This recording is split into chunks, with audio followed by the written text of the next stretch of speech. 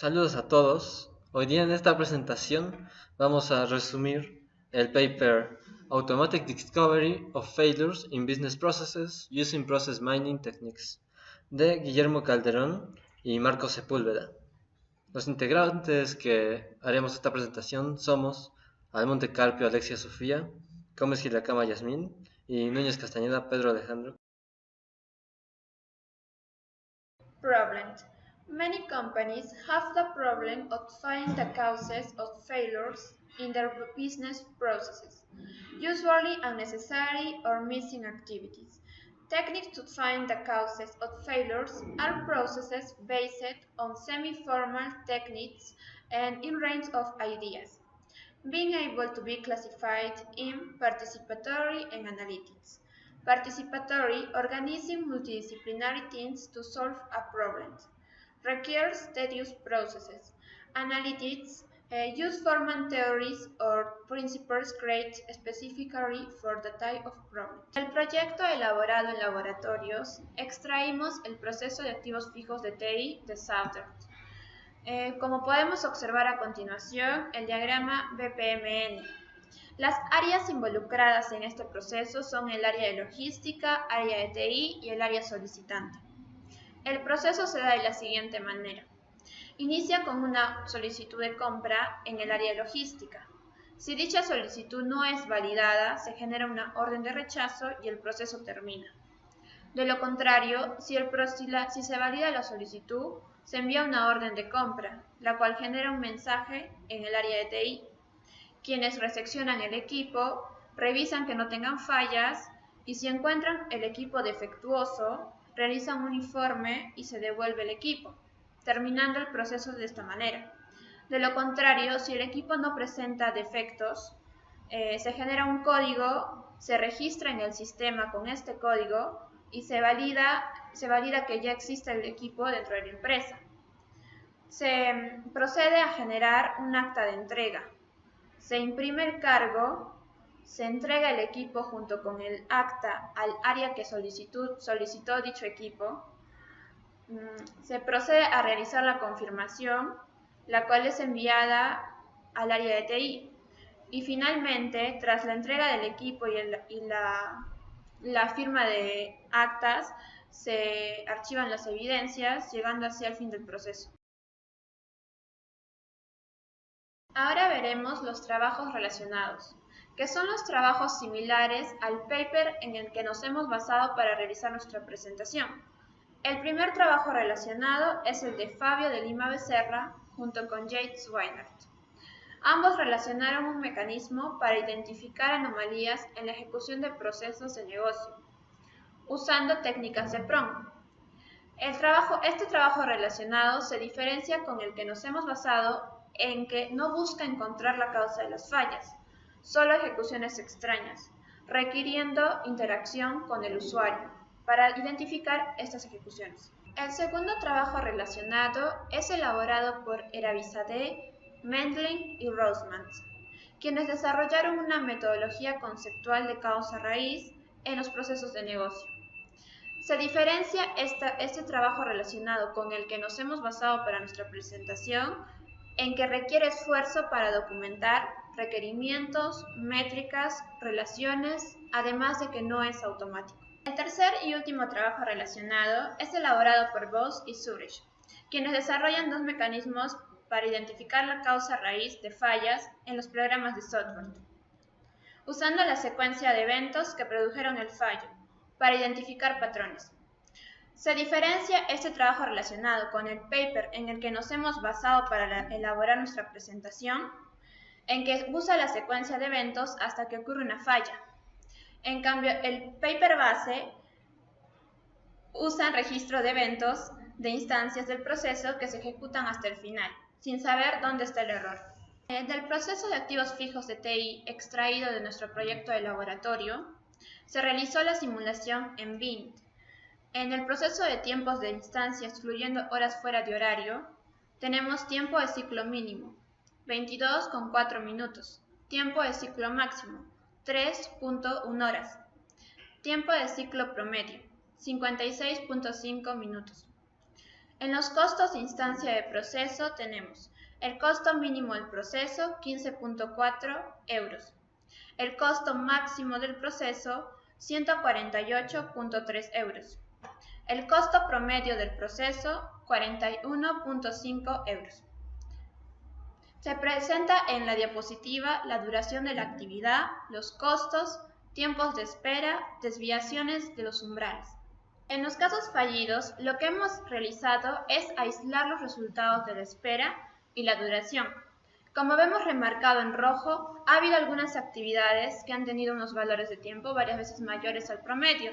Por ejemplo, en la primera tarea observamos que el tiempo promedio es de 8.2 segundos y el tiempo máximo que está remarcado es de 10.3 minutos. Estas instancias del proceso, que tienen estas tareas con tiempo de duración extremos, podrían considerarse casos fallidos. The technique proposed to identify the potential causes of failure in business processes consists of 3 stages, in which other process mining technique will be used, such as the performance sequence diagram analysis technique. The algorithm begins filtering the initial log. This is based on business metrics selected by the users, and these metrics depends on the nature of the process, and allow us to define when an instance is successful and when is failed. In our laboratory work, for example, it could be considered that an instance is failed if it takes more than 2 days to accept the order, or if the registered order has errors when it goes to the end. After filtering, we will have 2 smaller logs with the successful and failed instances. Then we proceed to the discovery of patterns. In this stage, the behavior patterns are extracted using PSDA, and the successful ones are filtered according to a minimum appearance frequency defined by the user. These successful patterns that doesn't have the sufficient frequency are not going to be used in further stages. PSDA is an algorithm that has been selected for the discovery stage since it allows us to take into account the control of flow and time in the extraction of patterns. This data will be useful later to define the differences and find the causes of the failure. Finally, the pattern comparison is made. Each failure pattern is taken and is going to be compared with all the successful patterns. We're going to save the differences between them and classify that differences to give rise to the potential causes of failure. Ahora veremos qué tipos de diferencias hay entre los patrones exitosos y fallidos. Para empezar, en la diapositiva podemos ver arriba los patrones exitosos y abajo los fallidos. La primera diferencia es respecto a la perspectiva del flujo de control, y son las tareas faltantes e innecesarias. Las tareas faltantes se pueden notar cuando no se hacen en ningún patrón fallido, pero sí se realizan en todos los patrones exitosos. Así que podrían ser tareas necesarias para que el patrón sea exitoso. Por ejemplo, podemos ver que la tarea 4 se hace en todos los patrones exitosos, pero en ninguno de los fallidos se ejecuta. Así que esta tarea la podemos considerar como una tarea faltante que necesitarían los fallidos para lograr su cometido. Después tenemos las tareas innecesarias. Las tareas innecesarias son las que se ejecutan en algunos patrones fallidos, pero nunca se ejecutan en un patrón exitoso. Así que podría ser algo que aumente el costo del proceso o de la instancia y por lo tanto que termine siendo fallida. En la diapositiva podemos ver que en el primer patrón fallido, la tarea 6 solo se ejecuta en ese patrón, pero en ninguno de los patrones exitosos se hace. Esta sería una tarea innecesaria. La siguiente falla en la perspectiva del flujo de control es cuando podemos ver un comportamiento diferente. Esto se refiere a que Los patrones fallidos se comportan de una forma que no es equivalente a ningún patrón exitoso. Eh, en los patrones fallidos que están a la derecha, en el primer patrón fallido, podemos ver que la tarea 4 retrocede hasta la tarea 3 y ahí termina. Este tipo de comportamiento no se da en ninguno de los otros patrones exitosos. Por ejemplo, en el primer patrón exitoso se hace la tarea 4 y la 3 y de ahí termina, pero nunca se va de la 4 a la 3. Y igual con el patrón exitoso 2. Entonces, en estos casos puede ser que debido a ese retroceso en la tarea, la instancia resulte siendo fallida. Ahora veremos qué fallas pueden haber en la perspectiva del tiempo. En este caso solo hay una posible diferencia, y es que los patrones se diferencian en sus tiempos de ejecución. También puede ser en el tiempo de espera entre dos tareas. En este caso, vemos que en el segundo patrón fallido, en las actividades 3 y 4, hay un tiempo de procesamiento bastante diferente al que tenemos en el primer patrón exitoso. En el primer patrón exitoso las dos tareas tienen la misma duración. En cambio, en el patrón fallido, eh, la cuarta tarea es mucho más corta y la tercera es más larga. También podríamos observar diferencias similares en el tiempo entre el segundo patrón exitoso y el primer fallido, eh, ya que vemos una ligera diferencia entre la tarea 1 de ambos patrones, aunque ahí la diferencia no es tan grande entre ambos. Entonces, debido a la diferencia de tiempos, puede ser que se salga de los límites para ejecutar la instancia y por eso tales instancias que tengan más duración en la tarea 3 sean fallidas. Ahora veremos los parámetros que se deben tomar en consideración respecto a la perspectiva del tiempo. Estos se deben definir para poder diferenciar los cambios significativos en los tiempos de las instancias. A la derecha podemos ver dos tareas consecutivas. El tiempo que está entre ambas lo llamaremos WDI y este es el tiempo de espera que se da entre dos tareas cualquiera. Cada tarea tiene su duración exacta según el registro, pero en los patrones también tienen una duración promedio de todas las instancias que coinciden con ese patrón. Entonces, la duración de esa tarea la llamaremos T de I. Y finalmente tenemos el tiempo de procesamiento, que es el tiempo total de un patrón, ya sea exitoso o fallido. Sabiendo esto, el usuario debe definir los límites para considerar que una diferencia es significativa. Primero está el límite de tiempo de procesamiento, denominado %U. Se refiere a que cuando un patrón con una duración que varíe en más de ese porcentaje se tomará como una potencial causa del fallo. Lo mismo aplica para el límite de duración, que es cuánto puede variar la duración de una tarea para considerarse una falla, y el límite de espera, cuánto puede variar la espera entre dos tareas para considerar que es una potencial causa. Por ejemplo, en nuestro caso de laboratorio, la duración promedio es el tiempo del ciclo del proceso. En nuestro caso es de 56 minutos y medio. Si nosotros definimos un límite de 1% en el tiempo de procesamiento, si hay un patrón fallido que tiene más de 61 minutos y los patrones exitosos tienen 60 minutos siempre de duración, entonces se considera que hay una potencial falla por diferencia de tiempo, ya que nuestro patrón fallido está tardando demasiado en hacerse y es posible que por eso se den las instancias fallidas. Para validar que esta técnica es efectiva al momento de encontrar las potenciales causas de fallos, será implementada en PROM, una plataforma independiente y extensible que nos permite usar técnicas de minería de procesos mediante plugins. Los registros de eventos fueron generados en CPN Tools, herramienta la cual muestra la verificación de sintaxis incremental, edita, simula y analiza las redes de colores. Todo esto permite modelar y simular los procesos de negocios, obteniendo los registros de eventos en formato XML. Para probar esta técnica en nuestro proyecto de laboratorio, tendríamos que generar registros de eventos con la misma herramienta, basándonos en nuestro modelo de BPMN.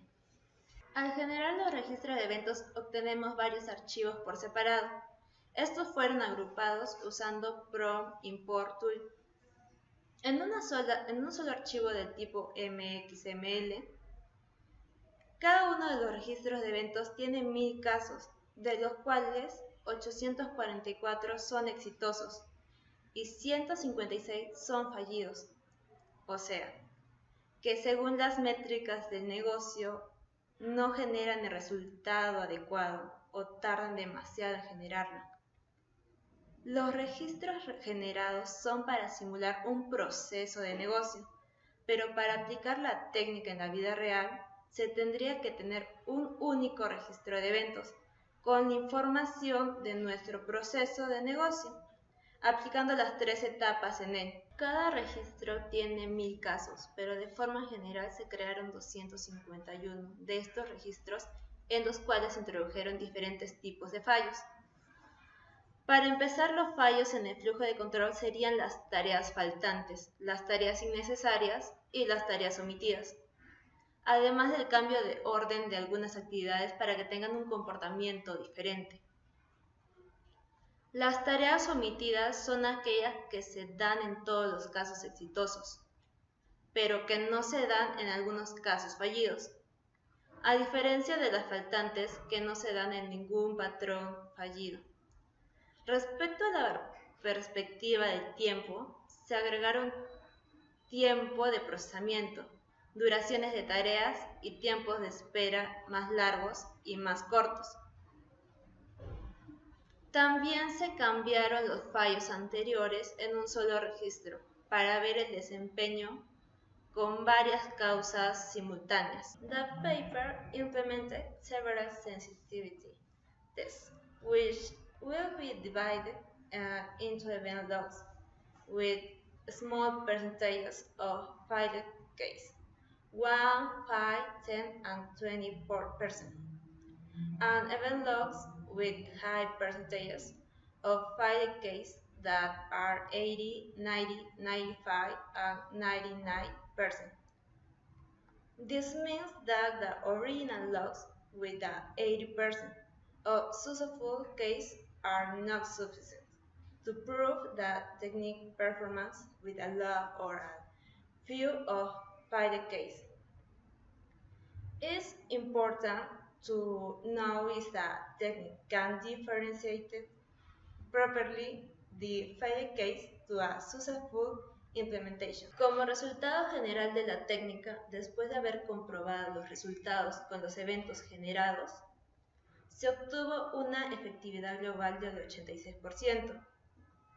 Este es un indicador que nos indica cuántos de los errores fueron identificados correctamente por la técnica. Este porcentaje de error se da porque la técnica falla al momento de identificar más de un error, en la perspectiva del tiempo. Es decir, si hay varios de estos errores, solo identificará el primero de ellos, pero en los fallos, en la perspectiva del control de flujo, no se vio este problema. Del trabajo expuesto, concluimos que la nueva técnica propuesta en el paper permite identificar las causas de los fallos de una forma razonablemente confiable. También podemos concluir que la técnica falla al momento de identificar más de un fallo presente en el mismo registro en la perspectiva del tiempo. Como vimos en anteriores diapositivas, la técnica tiene una eficacia general del 86%.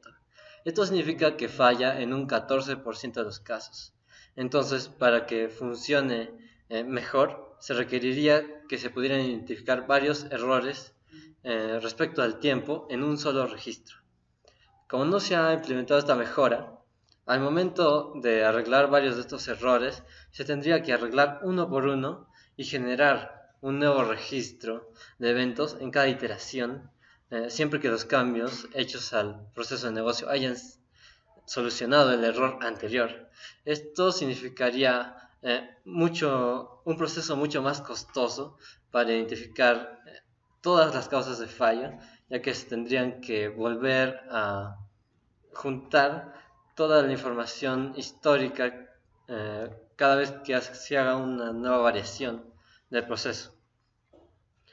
Finalmente, los resultados de la técnica dependen de los parámetros definidos por el usuario.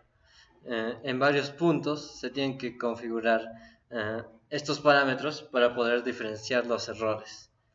Por ejemplo, cuando se separa el registro original en dos, que es en la primera etapa, tenemos dos subregistros, el de los casos fallidos y el de los casos exitosos. El usuario debe definir qué métricas diferenciarán un caso exitoso de uno fallido, y dependiendo de esto se tendrán distintos patrones de comportamiento. Si definimos las métricas de forma incorrecta, podríamos llegar a tener todos los casos como fallidos o todos los casos como exitosos, y esto haría que esta técnica no nos devuelva los resultados que deseamos. Otro de los puntos en donde el usuario debe definir parámetros es al momento de encontrar fallas en la perspectiva del tiempo. El usuario define los límites del tiempo para considerar una falla o una diferencia entre los patrones exitosos y fallidos como realmente una falla en la perspectiva del tiempo. Si los definimos de forma incorrecta, no lograremos encontrar diferencias importantes en el tiempo entre los casos fallidos y exitosos, y esto también nos dará problemas al momento de tener los resultados.